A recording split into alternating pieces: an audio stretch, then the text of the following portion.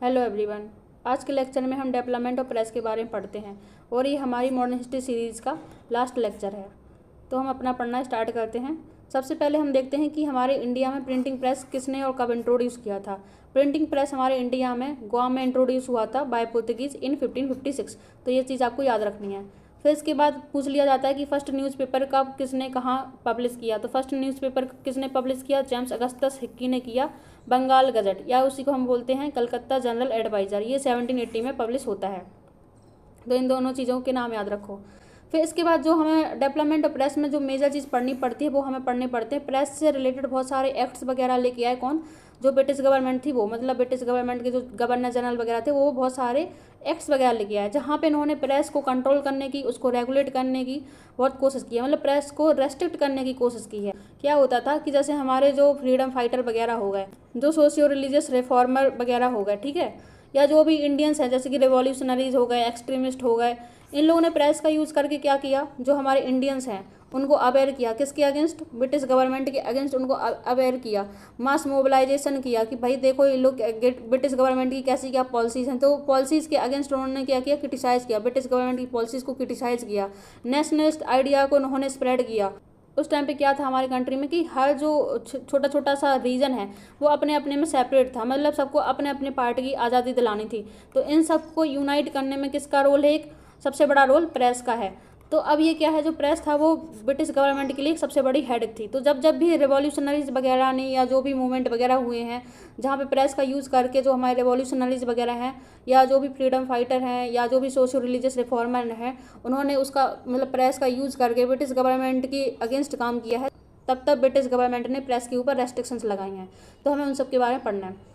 तो सबसे पहले लॉर्ड वेलेस्ली लेके आते हैं 1799 में सेंसरशिप और प्रेस एक्ट। इसमें क्या करते हैं, जो प्रेस होती है उसके ऊपर प्री सेंसरशिप लगा देते हैं। मतलब जो कोई हमारा न्यूज़पेपर पब्लिश भी नहीं हुआ, पब्लिश होने के पहले ही उस पर सेंसरशिप लगा दी, तो उसको बोलते हैं प्री सेंसरशिप। इन्होंने ये एक्ट क्यों लेके आया था? क्योंकि जो ब्रिटिश गवर्नमेंट है उसे लग रहा था कि इंडिया में फ्रेंच का इन्वेजन हो जाएगा। तो इस चीज़ को एंटिसिपेट करते हुए उन्होंने ये वाला एक्ट लेके आए थे।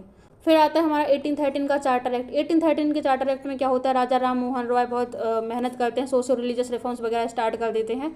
उसके बाद से फिर क्या होता है कि वो प्रेस वगैरह का बहुत यूज़ करना स्टार्ट कर देते हैं। जैसे कि राजा राम मोहन राय का न्यूज़पेपर आता है मिरातुल अकबर, और भी बहुत सारी चीज़ें आती हैं। तो यहाँ से प्रेस वगैरह का बहुत यूज़ होने लगता है लोगों को अवेयर करने के लिए, नेशनलिस्ट आइडियाज़ को फैलाने के लिए, या फिर जो हमारे सोशल इविल्स कुछ थे उनके अगेंस्ट आवाज़ उठाने के लिए। तो ब्रिटिश गवर्नमेंट को डर लगने लगता है कि कहीं ये जो प्रेस वगैरह का यूज़ इतना हो रहा है वो कहीं ब्रिटिश गवर्नमेंट के अगेंस्ट ना हो। इसलिए 1823 में, मतलब 1813 के 10 साल बाद ब्रिटिश गवर्नमेंट क्या लेके आती है? लाइसेंसिंग रेगुलेशन लेके आती है। तो इसमें क्या होता है, वो बोलते हैं कि अगर प्रेस का यूज़ अगर आप बिना लाइसेंस के कर रहे हो तो वो एक पीनल ऑफेंस है, मतलब आपकी प्रेस जो है वो बैन हो जाएगी। मतलब क्या है कि अब आपको प्रेस का यूज़ करना है तो लाइसेंस होना चाहिए आपके पास। 1823 का जो लाइसेंसिंग रेगुलेशन एक्ट था वो कौन लेके आए थे? जॉन एडम्स लेके आए थे। इनका नाम याद रखना।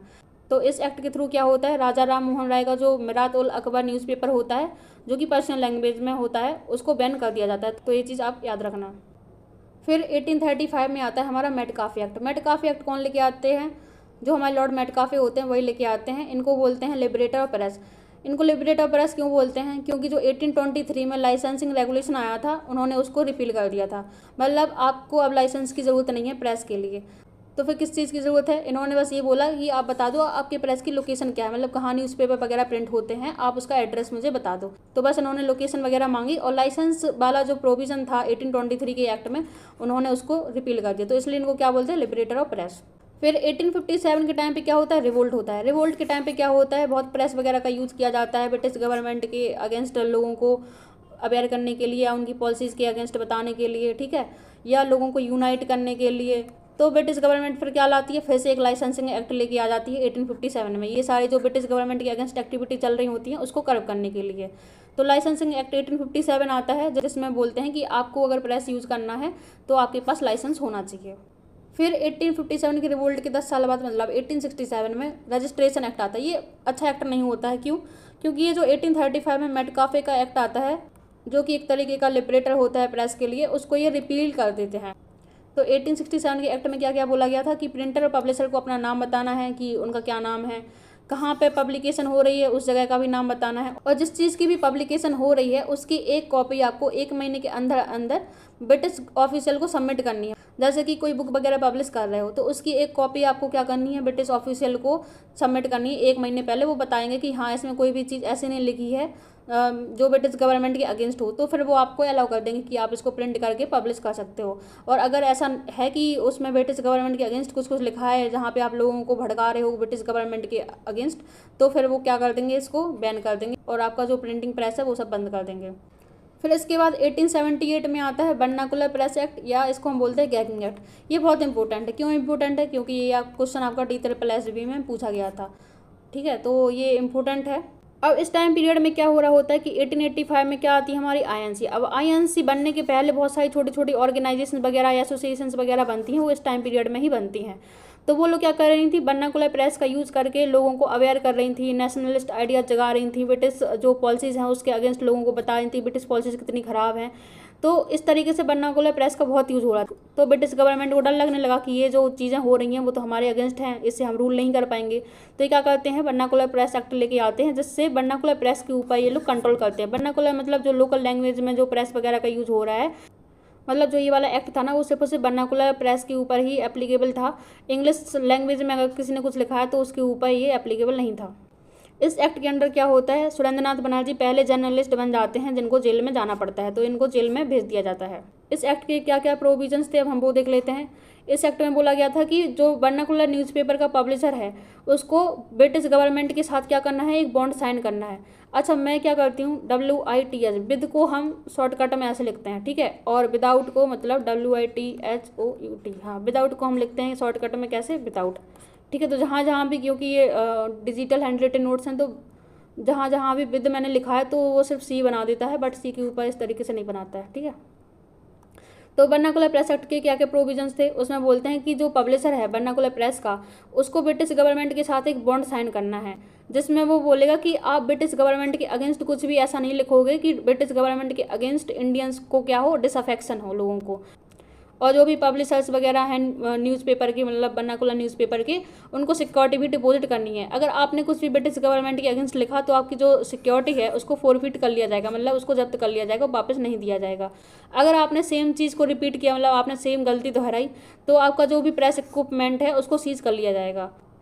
और इस एक्ट में ये भी बोला गया था कि आपके पास अपील करने का कोई भी राइट नहीं है, मतलब आप कोर्ट में जाके अपील नहीं कर सकते हो कि उन्होंने हमारा प्रेस इक्विपमेंट वगैरह सीज कर लिया है। जो भी मजिस्ट्रेट अपना डिसीजन दे वही फाइनल होगा, इनके अगेंस्ट आप कहीं भी अपील नहीं कर सकते हो। तो इतनी चीज़ें आपको याद रखनी है वर्नाकुलर प्रेस एक्ट से। फिर वर्नाकुलर प्रेस एक्ट के बाद 1908 और 1910 में कुछ कुछ प्रेस के ऊपर रेस्ट्रिक्शंस वगैरह लगती हैं। 1908 में क्यों लगती हैं, क्योंकि एक्सट्रीमिस्ट एक्टिविटी चल रही होती है। जैसे कि 1905 में क्या होता है, बंगाल का पार्टीशन हो जाता है, 1907 में सूरत स्प्लिट हो जाता है। तो इस टाइम पीरियड के बाद क्या होता है, एक्सट्रीमिस्ट की जो एक्टिविटीज़ होती हैं वो स्टार्ट हो जाती हैं।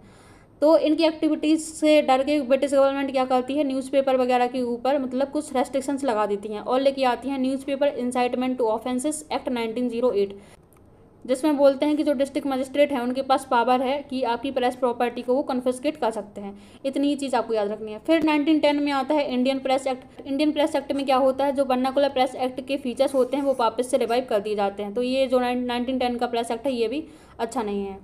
1910 का जो प्रेस एक्ट है वो किसके रिस्पॉन्स में आता है, उस टाइम पे मतलब इसके पहले रिवॉल्यूशनरी एक्टिविटीज़ बहुत चल रही थी, तो रिवॉल्यूशनरी एक्टिविटीज़ के रिस्पॉन्स में आता है। और जो 1908 का एक्ट है वो किसके रिस्पॉन्स में आता है, वो एक्सट्रीमिस्ट एक्टिविटी के रिस्पॉन्स में आता है। तो ये चीज़ें याद रखना।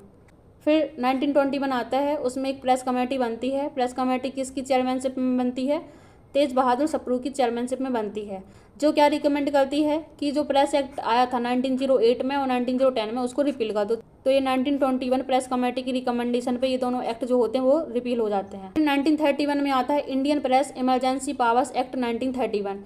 ये जो एक्ट है वो क्यों लाया गया होता है, क्योंकि सिविल डिसओबीडियंस मूवमेंट स्टार्ट हो जाता है हमारा 1930s के आसपास। तो इसका जो प्रोपेगेंडा चल रहा होता है सिविल डिसओबीडियंस मूवमेंट का, उसके प्रोपेगेंडा को सप्रेस करने के लिए ये एक्ट लाया जाता है। तो बस इतना ही याद रखना है। फिर क्या होता है 1940s के टाइम पीरियड में हमारे कंट्री में क्विट इंडिया मूवमेंट स्टार्ट हो जाता है। कब, 1942 में। तो इसके रिस्पॉन्स में जो ब्रिटिश गवर्नमेंट है वो क्या करती है, प्रेस के ऊपर प्री सेंसरशिप वगैरह इम्पोज कर देती है। तो ये सारी चीज़ें आपको याद रखनी है। तो इतना ही सब कुछ पढ़ना था आपको डेवलपमेंट ऑफ प्रेस के बारे में। आई होप आपको हमारा आज का लेक्चर अच्छा लगा हो। अगर अच्छा लगता है तो प्लीज़ लाइक से एंड सब्सक्राइब, और प्लीज़ बताओ कि आपको ये हमारी मॉडर्न हिस्ट्री सीरीज जो आज ओवर हो गई है इस लेक्चर के साथ, वो कैसी लगी। अगर अच्छी लगती है तो प्लीज़ आप किसी अपने दोस्तों को भी शेयर कर सकते हैं ताकि वो भी पढ़ सके इसको। तो thank you so much everyone.